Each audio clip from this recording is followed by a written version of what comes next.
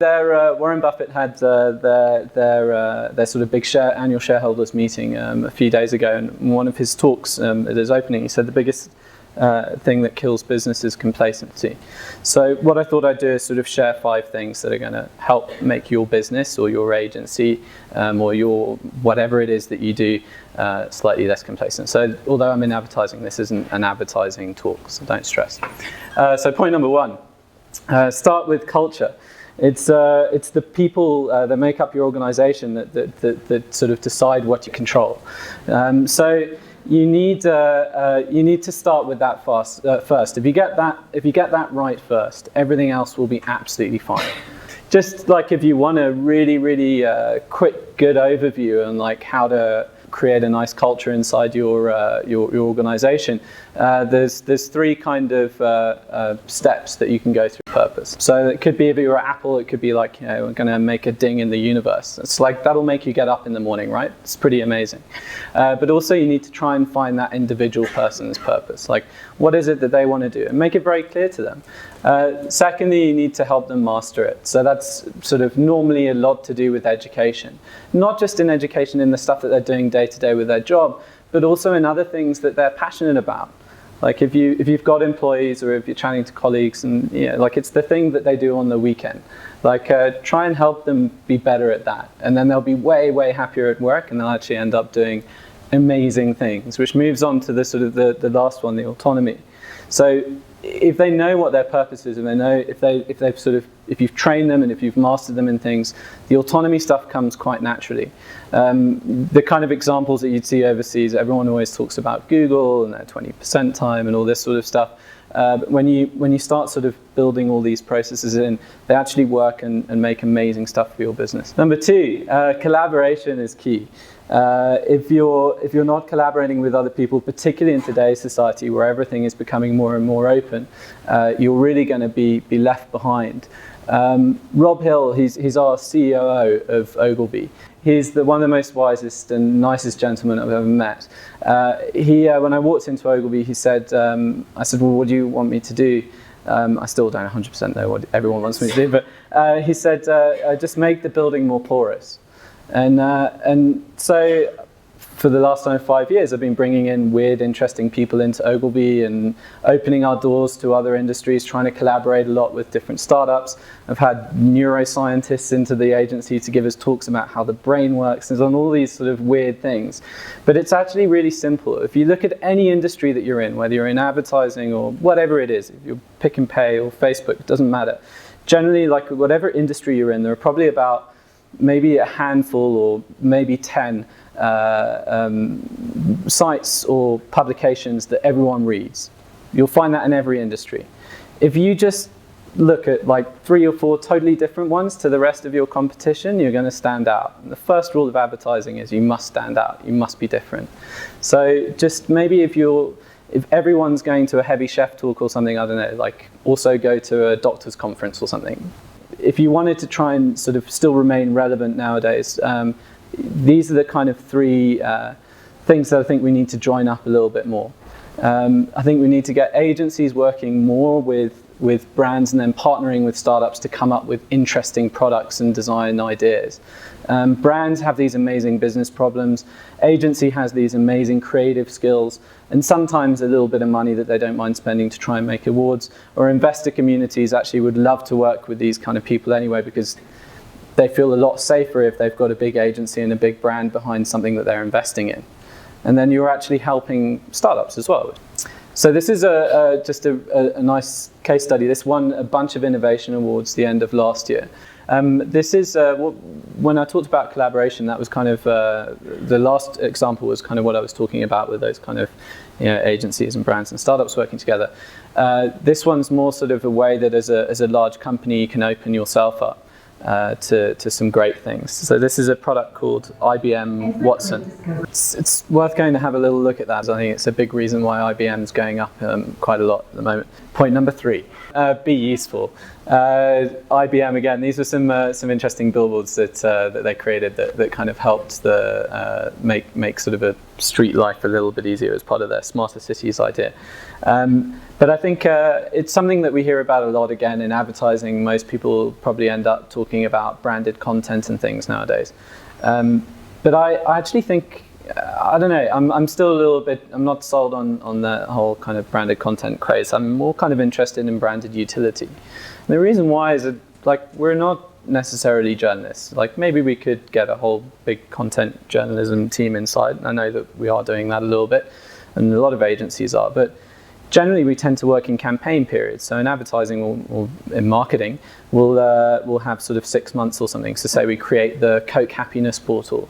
6 months time, it's then dead. You actually end up leaving people with a much more negative experience because they suddenly lost something that they had, and people have a huge app, or they're hugely biased towards loss aversion. So something like this was kind of amazing. This is L'Oreal's Genius app. Aki, really lovely photo. It works on guys too. But what was fascinating about this was it got about I think 2 million downloads in a matter of months, which is pretty amazing. So you can browse all of their makeup. You can try it on virtually, share it with your friends. It's been a really, really popular, successful app, and I think that's fantastic. And the other thing which just blew my mind was this Amazon Dash thing. I mean, genius, so genius. Point number 4, make better experiences. So this is kind of interesting. We remember experiences much more than we remember products that we buy. So you'd kind of, if you thought about it logically, you'd think that when you buy a new Mercedes or BMW or Audi or whatever it is that you buy, that would make your life infinitely better and everything would be fine and dandy. But actually it's not. Like, we get very used to it and then we want something more. Whereas with experiences, they're kind of the things that make us up as we go along. For brands, it's kind of, we're no longer living in a world of mass audiences. We're living in a world of mass niches. For the first time, we can really, really pinpoint people and talk to them. There was a sort of a really interesting example I saw a couple of days ago, just as a really fun experience. I mean, you can put a billboard up and maybe hundreds of thousands of people will see it, but I think most of us probably forget it very quickly. This one you probably wouldn't forget.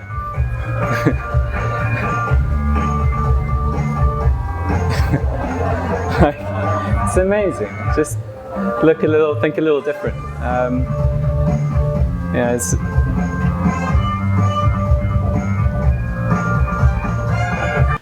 Even though they probably got exposed to way less people initially, nobody's going to forget that, and everyone's going to tell their friends. And ultimately, the holy grail in advertising has always been word of mouth.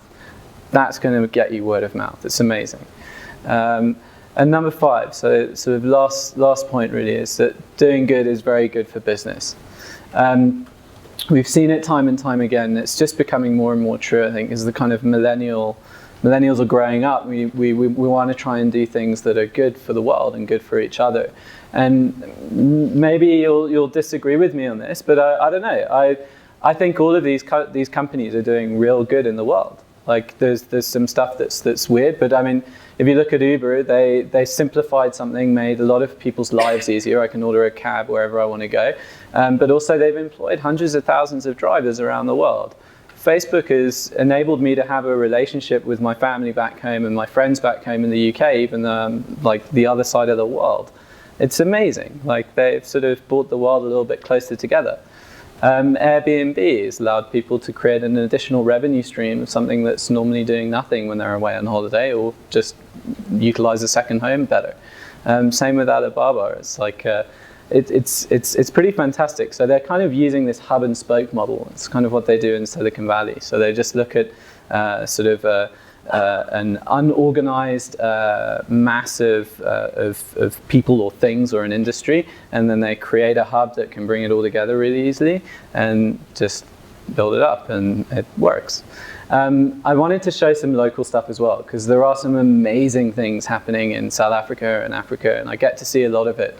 Some of you may know some of these, but so the first one, this number 1, is giraffe. Can't believe how awesome it is. So basically you can SMS, if you want to get a job, you can SMS them and they'll create via an SMS a CV for you. They'll then match you with employers who are looking for sort of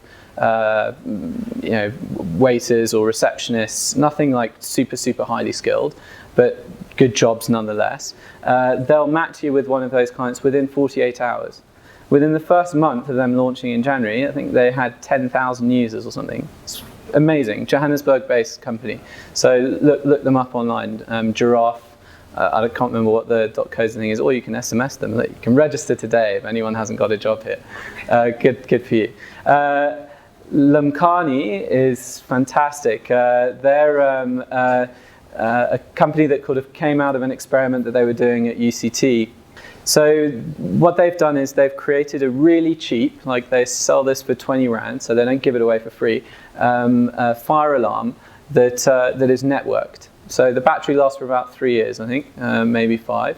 But what they found is that in informal settlements where you've got lots of cluster of houses all very close together, when there's a fire, it's a big problem because everyone's going to get affected very quickly, and the fire brigade cannot get there. Often they just literally can't get there. So what you need is the power of the community, the people around you, to be able to help you put the fire out. What this does is if one alarm is triggered, it triggers all the alarms around you, which then very quickly means that all of the neighbors can get out, see where the fire is, and then go help put it out and save their homes. So far they've saved about, I don't know, I think it's 100 and something homes already, and they launched again the beginning of this year. Phenomenal. But I mean, imagine if brands got involved in this a little bit more. Like, they're actually looking for funding right now. So if there's any big brands who wants to save lives and look like they're amazing. This one, I don't know whether I'm going to pronounce this right. Ishamba?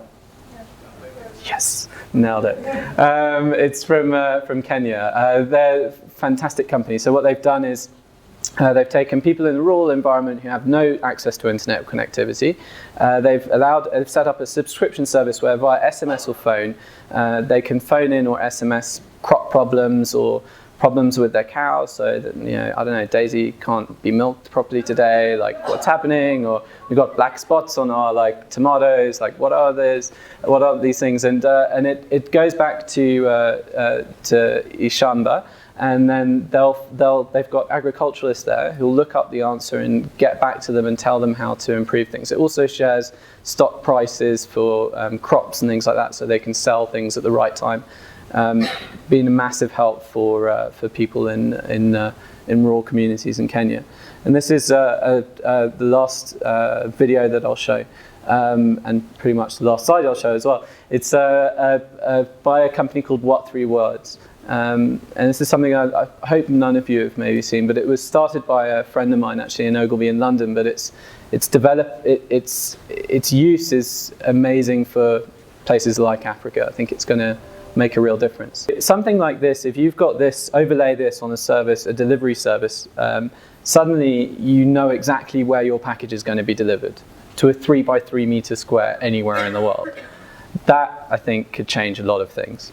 So really, just to sort of summarize, 1, start with culture. It's key for everything. 2, collaboration is key. It's open the doors to as many people as we can and invite strangers in and share what we learn, and they'll share what they learn with us. It's great. Be useful. Don't waste people's time, and try and have fun with it as well, actually. Make better experiences, because they're the things that people will remember. And finally, doing good is good for business. So just to finish on a nice kind of Mark Twain quote, just because he's a legend. So the thing, most people see this bit of the quote and they don't read the rest of it. I'm going to read you the rest of it because it's lovely. So 20 years from now, you will be more disappointed by the things you didn't do than by the ones you did. So throw off the bow lines, sail away from the safe harbor, catch the trade winds in your sails, explore, dream, discover. So go out there and try and do something amazingly good and awesome and open everything up, and yeah, we'll have fun.